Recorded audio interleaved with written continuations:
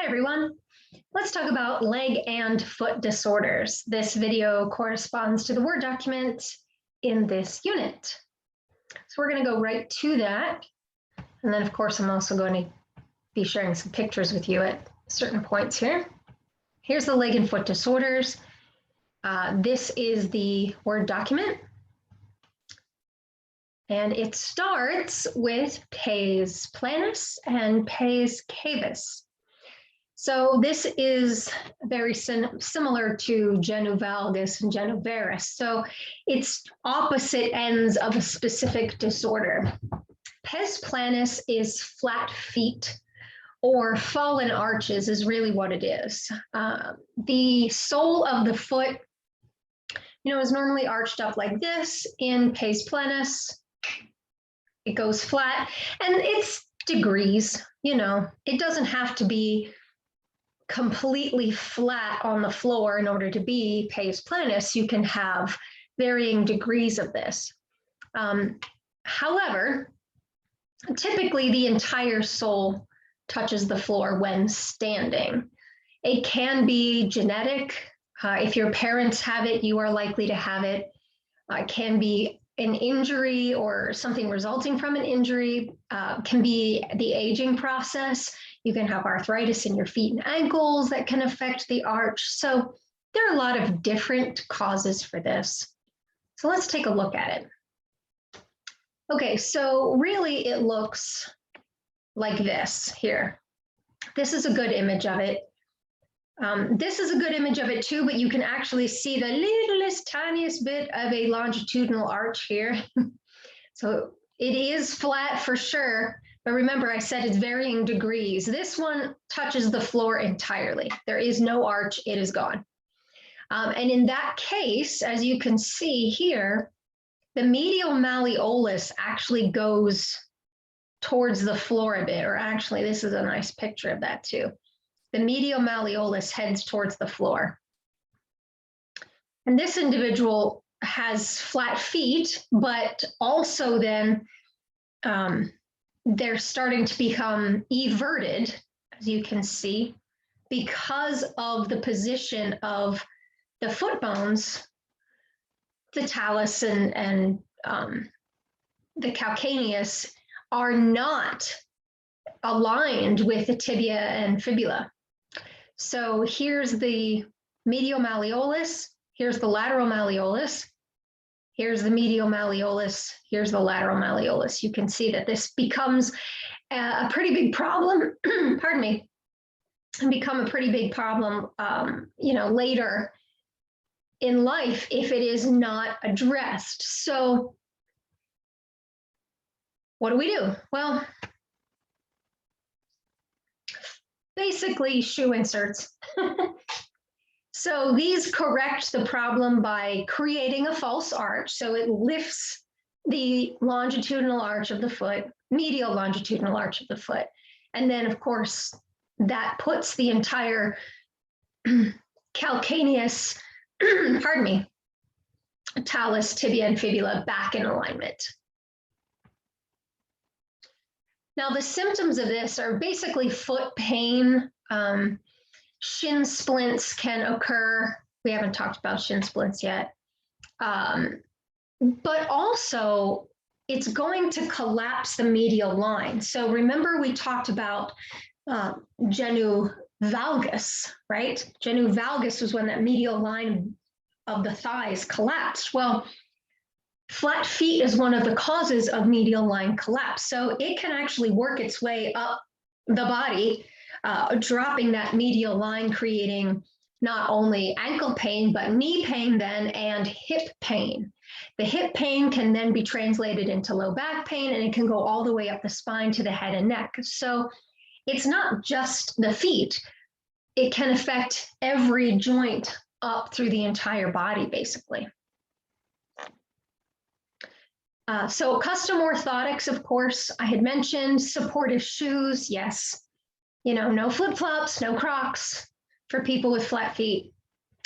And maybe some physical therapy if the problem is bad enough that it requires or that it changes the alignment of the foot and ankle. And in some really severe cases, surgery, actually. My father had to have surgery. He had to have his arch recreated and then pinned together because his medial malleolus, I think on his left side, trying to visualize, was almost to the floor. So he really had a lot of trouble walking, especially up and down stairs. And it was very painful for him. So he ended up having surgery. So that's in more severe cases. And since it is genetic, yes, I do have flat feet. Not as bad as my father's, but I do. Very, very tiny arches. All right, so pes cavus, like cave, this is the opposite. This is really high arches. Now, these are typically caused by tight fascia on the bottom of the foot. So a tight plantar aponeurosis or something like that. You can be born like that, but that's more rare than being born with flat feet. And because, I'm going to just take this back for a second, because the arches are so high, sometimes it is hard to even balance on one foot. I mean, look at that kind of thing. It would be very difficult to stand and balance on one foot if you had a foot that looked like that, or like this. You can imagine a shoe around this particular foot would look like a high heel, or in this case, a high heel. You can imagine that on that foot, right? Yeah, so footwear does make a difference. Of course, wearing high heels does put a lot of pressure on the arches of your feet, and especially the ball of your foot, and can permanently disfigure your feet. I know a woman who would wear heels to do everything. She would vacuum in high heels. And you think that's odd because it is, but she didn't really have a choice, because whenever she'd get out of her high heels and try to step down from that, it would hurt. So she actually had shortened fascia in the bottom of her feet. And because of that, it was actually uncomfortable to not wear heels.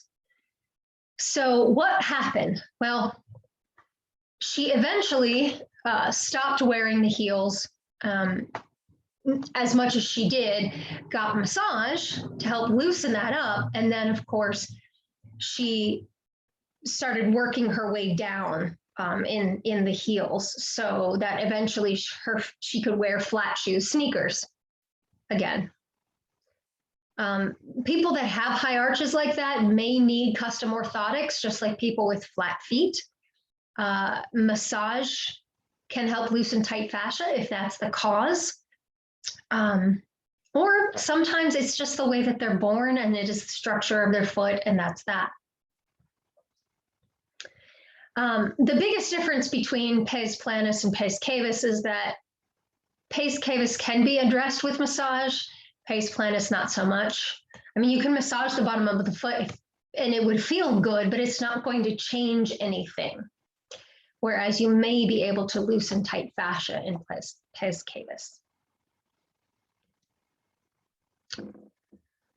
Okay, so the next, you know what, I'm going to skip compartment syndrome for a minute and go right to plantar fasciitis, because we're talking about the foot. Plantar fasciitis is inflammation of the plantar fascia, specifically the plantar aponeurosis, that structure that attaches from the calcaneus all the way to the ball of the foot here. I had showed that particular soft tissue structure in one of our more recent videos. And I had mentioned that if it gets tight, it becomes inflamed, and that's plantar fasciitis. So that's basically where we are.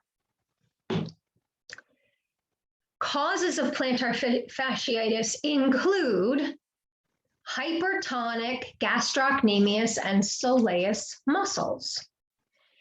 It can also be idiopathic, And if you don't know what idiopathic means, it means that there's no known cause. Idiopathic, we don't know what started it, okay? And that's actually more common than people think. Sometimes plantar fasciitis just comes on. Perhaps you started a new workout routine. Perhaps you were walking or running on uneven surfaces. Perhaps you started wearing new types of footwear. I mean, a lot of things can cause this to happen. Hypertonic gastrocnemius and soleus is one that I want to focus on because it's one that we can do something about, right? The symptoms of plantar fasciitis are very classic to plantar fasciitis, meaning that they don't mimic other things. There are a lot of diseases and disorders that mimic other diseases and disorders, and the symptoms overlap, and it's hard to tell what you're actually dealing with. In this case, the symptoms of plantar fasciitis are very specific to this disorder. The symptoms are stabbing pain near the heel or on the bottom of the foot the first few steps out of bed in the morning, or after a period of rest. So whenever people come in and they talk about pain in the bottom of their foot, they may even have been diagnosed with plantar fasciitis. One of the first questions I usually ask is, when you get up in the morning, are you able to walk? You know, like when you get out of bed, can you take a couple steps without discomfort? And if it's plantar fasciitis, for sure, they say, oh, absolutely not. No, I have to sit there for a little bit before I can start walking. Or some people say, you know, I have to actually crawl to the bathroom in the morning because it hurts too much to walk. That's the kind of pain that we're talking about. But it's very much the first few steps in the morning, you know, or after a long period of rest that are very painful. But the pain subsides with activity. You know, after a period of time, they feel like they can walk around and it doesn't bother them as much, you know, after everything warms up. And then there is increased pain when walking barefoot. That's usually a problem. So people are going to wear shoes around the house. As far as the treatment is concerned, it really depends on the cause. But if there is active inflammation, that means that there's heat, redness, swelling, that sort of thing. Then of course you want to ice it, rest it, stay off of it, you know, rest, ice, compression, elevation, you know, the acronym RICE. That's what you would do for it. Afterwards, physical therapy, stretching, massage therapy has a place, obviously, because this is a soft tissue issue. NSAIDs, which are non-steroidal anti-inflammatory drugs, so Tylenol, Advil, yada, yada. I know I've known some people who get cortisone injections right into the bottom of their foot for plantar fasciitis, and they say they will never do it again because it is more painful than the plantar fasciitis. I don't think I would do that because just needles in the bottom of the foot make me a little queasy, but some people have, and that's fine. The other thing that people do with plantar fasciitis is they have this brace. It is a dorsiflexion brace. So it actually keeps their foot in dorsiflexion as they sleep. And that is to prevent the fascia from tightening up. It doesn't really work that well because the fascia still tightens up. It's just tightening up in that brace. So the brace is more of a Band-Aid rather than a solution. Now, massage, obviously that is indicated. So what we're going to do is we're going to be working gastrocnemius and soleus. And usually we're going to be using more deeper techniques. So not necessarily Swedish, but deep tissue, maybe some connective tissue type of massage, things that you'll learn in this program, but a little later on. Now, what I want to talk about a little bit with this is the fact that the calcaneus holds the calcaneal tendon, right? So it attaches here, right about here. gastroc, soleus, plantaris, they attach right here. Well, the plantar fascia attaches right here. So they sort of make little bookends on the calcaneus, with the plantar fascia being here and of course, calcaneal tendon being here. So what happens if gastrocnemius and soleus are tight is they pull on this top part of the calcaneus. So they pull it up and back like this. Now, that pulls the plantar fascia, because remember, the plantar fascia, we're going to say originates right here and then goes all the way along the bottom of the foot. So it is pulling the plantar fascia up and back as well, which puts a lot of pressure there, which causes inflammation at this area right here. Because very much like Osgood Schlatter's, at some point the bone is going to try to hold on to that soft tissue and is going to start growing more bone. It's going to deposit bone, osteocytes, and things like that. And it's going to create a bone spur right here. Now, that is something different. That's called calcaneal heel spur syndrome, but it is an offshoot of long-term plantar fasciitis. Calcaneal heel spur syndrome is painful because now you have this bit of bone where it shouldn't be, and it feels like you're stepping on a stone all the time.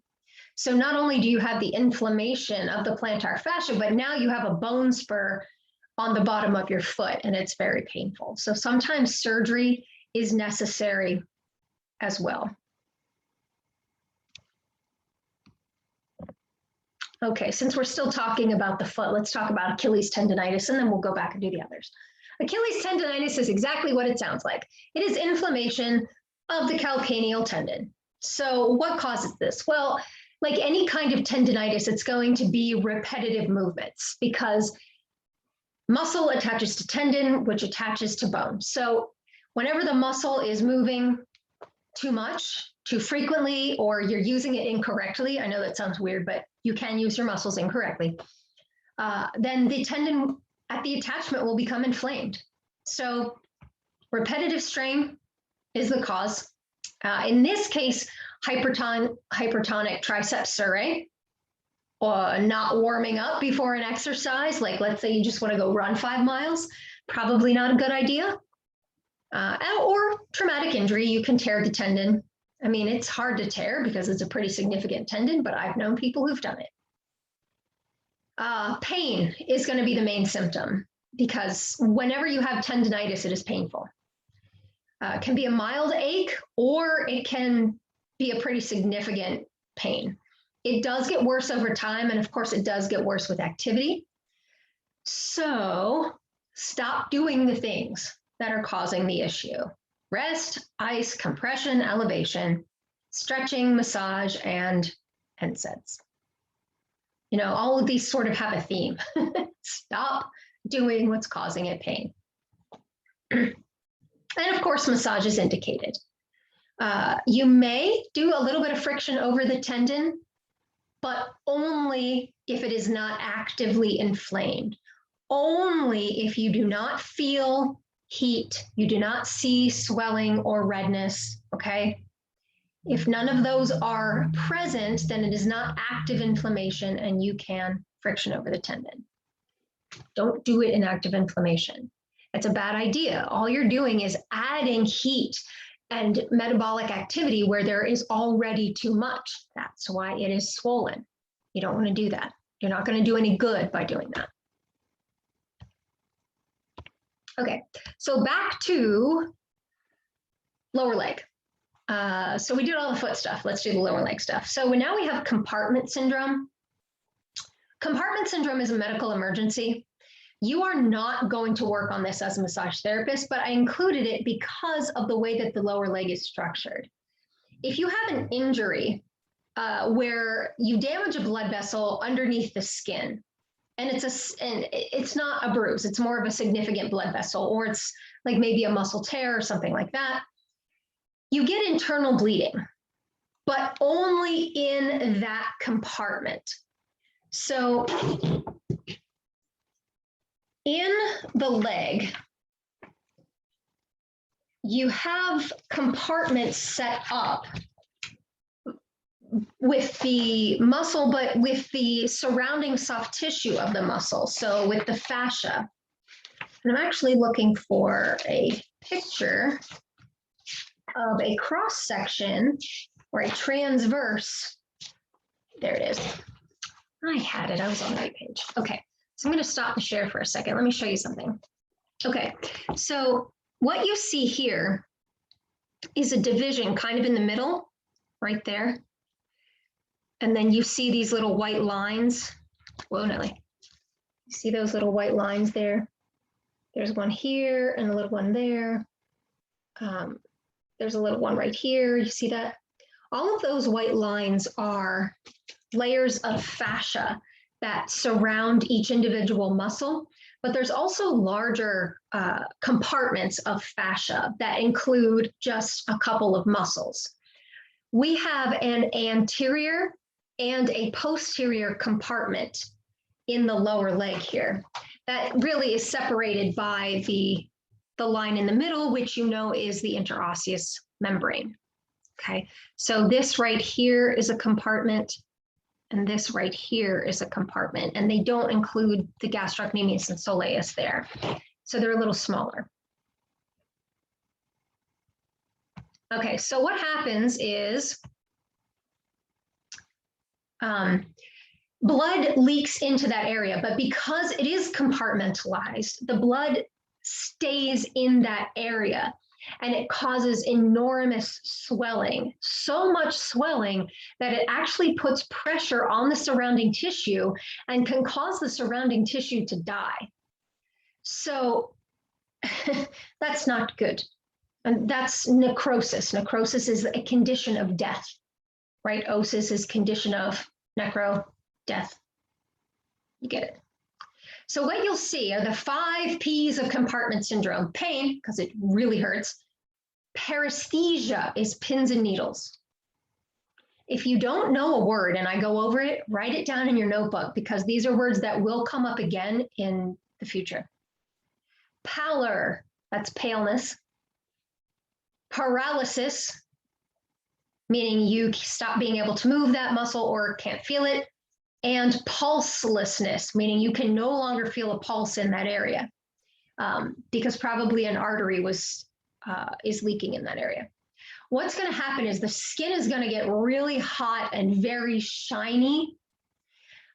If you see something like that on the leg, hot skin, real shiny, feels like the whole thing is real tight, that's a medical emergency. You have to send them to the ER. You do not mess with that, okay? See, medical emergency requires surgery. Basically, they're gonna cut it open and relieve the pressure. So I'll stop talking about that now. You don't do anything with it. You send them to the ER. All right, last but not least then, we have shin splints. Shin splints is actually an umbrella term for a variety of lower leg disorders, okay? Could be little micro fractures in the tibia, could be little micro tears in the muscle tissue, could be a little bit of separation of the muscle tissue from the tibia, whatever. It's all considered shin splints. Okay, the most common types of shin splints are basically little micro tears in the muscle from overuse, specifically tibialis anterior. The most common cause of shin splints really is walking or running on uneven surfaces, trail running especially, oh my goodness. Improper foot mechanics while you are doing these activities, like if you have flat feet or if you have high arches, that can all contribute to shin splints. Treatment, same thing, guys. Stop doing it. Rest, ice, compression, elevation. Maybe stretching, massage, certainly once it is no longer inflamed. And of course, massage is definitely indicated to prevent further episodes because typically what happens is somebody is starting a workout routine, or maybe they're increasing their workout routine. Like somebody I know just recently went from running 30 miles to 70 miles a week. No, thank you. Experiencing some shin splints because they increased their workout by kind of a lot, actually. So we're working on lower leg stuff. And I do some stretching and some, tibialis anterior work specifically for shin splints, but any kind of general massage is fine. All right. If you have any questions, please post them in the discussion board. Have a nice afternoon.